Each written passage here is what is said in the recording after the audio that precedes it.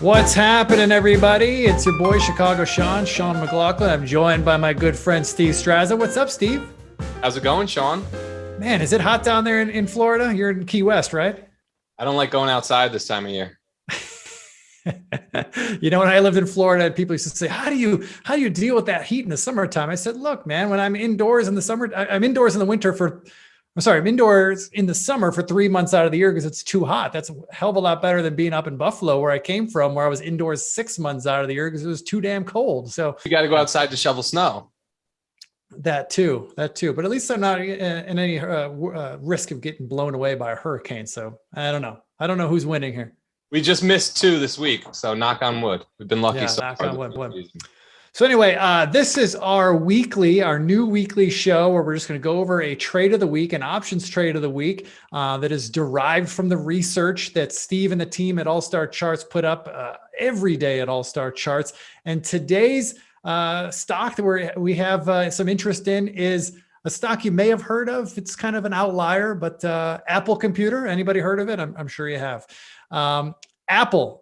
Steve and I and the rest of the team had our weekly, company jam session, whatever you want to call it, where we talk about what we're seeing in the markets. And I brought up Apple because Apple is breaking out, and I feel like very few people are talking about it. I mean, you know, in the past when Apple was making moves, it was all that anybody could talk about. But right now, Apple's breaking out of a yearly high, and I don't know, Steve, what's your pulse? Are you hearing people talk about it? What's the temperature out there? This is great. You're spot on. Sentiment's like dead in the water. Nobody cares about it. And that's what happens when a stock goes sideways for 12 months, right?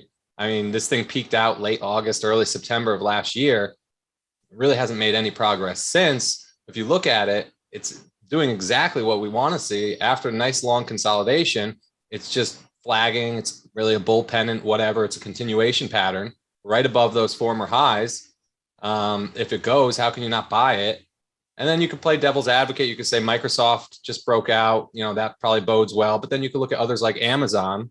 And, we want to be careful that this isn't a shakeout because we've seen a ton of that this summer. But that's where the risk management comes in. Well, take a look at the chart that we have there, and you can clearly see that Apple is broken out above the high earlier in the year set. I believe that was in January. And I mean, from a longer term perspective, it looks like the bigger trend that's been going on for the last couple of years is set to resume. And I'm glad you brought up Amazon, because we talked about that during our call this morning about how if we're going to participate in a bullish trade here in Apple, we don't want to get too aggressive, because if Apple can't hold the lows that were set last month in July, which is right around the 142 level, you can see in the chart, we're just now breaking out above, I shouldn't say just now, but over the last couple of weeks, we've been breaking out above the highs that were set earlier in the year. And it's all 145 from January, and we're consolidating right above it, which is a bullish thing. Right. And if this thing picks up, it's really just a continuation of the trend that we've been in for over a year here in Apple. And Steve, you guys were thinking that if this thing continues to break out and really gets some momentum, the upside target is what, 190? So 190, and for 2 reasons. We love it when we get like a confluence of resistance or support, and that's exactly what's happening at 190. You can see it in this chart here. It's a 685.4 Fibonacci extension. But if you look at a daily chart, Apple gapped up last summer at about the $100 level, exactly where we would expect a nice, breakaway gap to take place. And if you measure that move from 100 to 145, tack it on to the breakout level of 145, you got 190 again. So nice confluence of, overhead supply should exist up there, making for a perfect price target. But I want to know why you're picking 142 for your stop. Well, we picked 142 because, as we talked about in our meeting this morning, is that 142 is the July low in Apple. And that it's kind of hard to see in this chart, but it's basically this low here in July. And the thinking was, if that low doesn't hold, then Apple very much can be at risk of having a rug pull that was similar to what we saw in Amazon last month, right, where Amazon, pretty much has a busted chart pattern right now.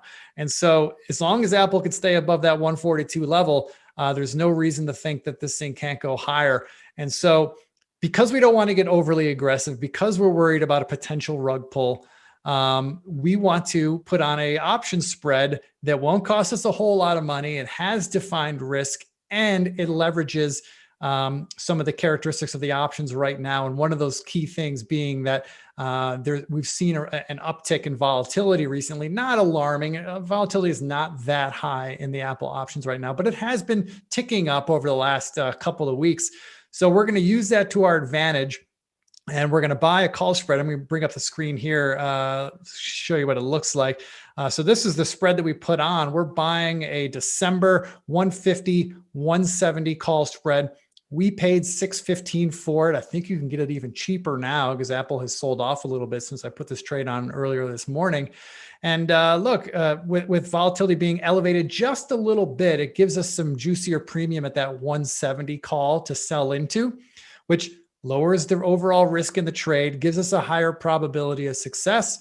And if Apple makes the run to 190, like we think it might, this spread will have every opportunity to hit our profit target. And our profit target in this trade, by the way, is we want to make half of the maximum gain. So you can see on my chart that the maximum possible gain you can make in this trade is $13.85. When I'm up, let's say $7 in the trade, that's when I'm taking the trade off. That would represent a doubling of my invested capital, which is a great thing. And it means I captured at least 50% of the maximum possible profit without having to hold the trade all the way into December expiration. I don't want to hold the trade for that long if I don't have to. So that's all I got, Steve. What do you think? Is that a good trade? Is that going to work for us? You know, I love my options. Listen, if you want to make a directional bet on Apple, this is the way to do it. You're going to make more this way than if you're buying the common stock.